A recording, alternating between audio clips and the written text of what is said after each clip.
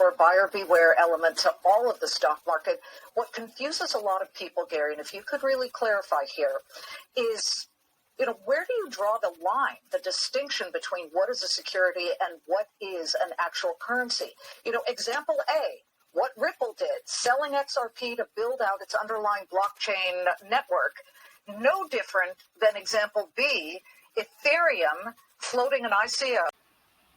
Hey everybody, it's Eddie from Tokyo. This is your cryptocurrency update from Japan, and that was 29 seconds of body language from Gary Gensler, the chairman of the SEC. Yep, it was when he prepared to answer Liz on Fox Business News, and he was answering the question in regards to the Ethereum free pass. I think the simple body language tells a lot. A blink rate tends to increase when people are thinking more or feeling stressed. Sniffing, which he did twice in that 29 seconds, indicates displeasure. When your lips are pressed tightly together, it's because you're thinking hard or angry. And as the tongue passes over the lips, that is an indication that you are getting ready. Well, if you want to know a little bit more about the SEC versus Ripple, I was a guest co-anchor on the XRP Army News channel on YouTube, and it was a really great time with attorney Jeremy Hogan. And I had some questions that were given to me by my Patreon group. One in particular was pretty amazing. No, I don't want to give it away, but not only was the question amazing, the answer was truly equally amazing. So it's all about what if Jeremy was working for the SEC? How would he handle this case? Very interesting answer. All right, in this video, we're also going to hear from the creator of the Euro stablecoin, which is being issued on the XRP ledger. He has an interesting comparison to Tether and MoneyGram. Did you hear? They were acquired. And I want to share with you what I think the company who made that acquisition is going to do with it, along with some more surprises. All right, everybody, let's go.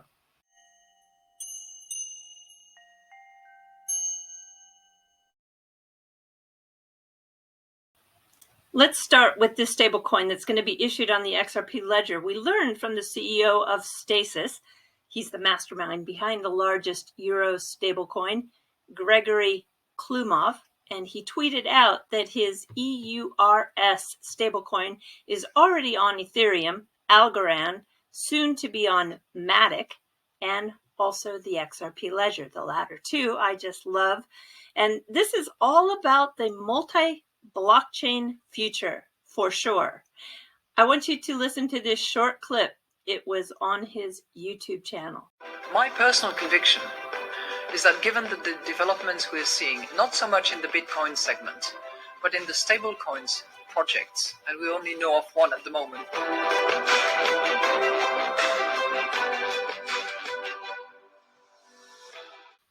So that was Christine Lagarde of the European Central Bank. Now I want you to listen to the CEO, Gregory, compare his stablecoin to Tether. Sure. So what Tether does is that nobody knows how much of an asset they hold against their digital version of the token they create. And that short term may work out just fine, but over the long term, it creates a problem, so-called a bank run or an asset freeze problem, that when Tether runs out of liquidity, there'll be just not enough collateral or cash to compensate for everybody who wants out. And this is why I bring music, a game, and chairs. That there is a room and people are dancing and there are chairs standing, but once music stops, everybody has to take a seat, and people who don't take a seat, who don't find a free chair, have to exit the game. This is exactly what will happen with Tether. Nobody knows when. I cannot tell you that this will happen like tomorrow. Nobody can. But similar to US housing market in 2008, the Tether has an underlying problem with its transparency that people will realize going forward. How we different is we brought a global auditor from day one to our project. We are the only digital asset project that is audited by a top company. There are very few actually big global auditors, and we are audited by one of them. Not even a dollar stablecoin from Coinbase is audited by a global big name. But I made a lot of efforts to bring that counterparty to the table. The audit firm name is BDO, and they can audit us on a daily basis. So we are the most frequently audited stablecoin issuer and by the most reputable and biggest auditor. This is how we address transparency issues very seriously. Here's something that you might not have seen. It's fairly new. This is the decentralized exchange on the XRP ledger. And we have the onthedex.live. It's an independent project. It's an unbiased representation of the ledger. You can look at how many tokens have traded in the last 24 hours. We've got 924 right now. Volume traded in the last 24 hours, 5.84 million and 57 trades. It's really fun to look at. You can look at the top 50 by volume. We've got the USD on Bitstamp, followed by Sologenics, USD, and then Ls, and there's XRPL 3D apes. I'm sure you recognize some of those. And you can also queue it up to rank it with the KYC verified tokens. And look at that, Ls is ranked #1. So it is something that is fun. If you haven't seen it, it is onthedex.live. And speaking of building on the ledger, we have, of course, a lot of building going on in the way of a liquidity platform. Ripple has positions open in San Francisco, Reykjavik, New York City, London. It's going to integrate the ledger with, of course, the native digital asset XRP to build applications for all forms of currency, traditional as well as crypto. I'm telling you, when you really want to kind of see what's coming out of the Ripple camp, the job postings are very insightful. All right, let's jump to see what is going on with MoneyGram.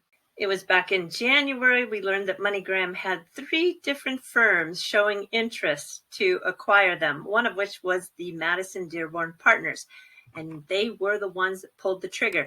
They acquired them, and adding to their long and successful track record of nearly 40 years of investing in 5 sectors, they do have a special interest in fintech and payments. I think MoneyGram is going to fit nicely into their EVO Payments International. This is a payments group that is active in 50 markets with 150 different currencies, and they are among the largest fully integrated merchant acquirers and payment processors in the world. It's saying here that they were continuing to evaluate possibilities to extend their global footprint. I think they definitely are doing that with the acquisition of MoneyGram. And they do like blockchain. They talk about that technology on their website. In August, they had a very good increase in their revenue, up 30%. And so my opinion is that if you want to see MoneyGram pop up into a new space, follow EVO Payments on Twitter, and that will probably where they will be appearing soon.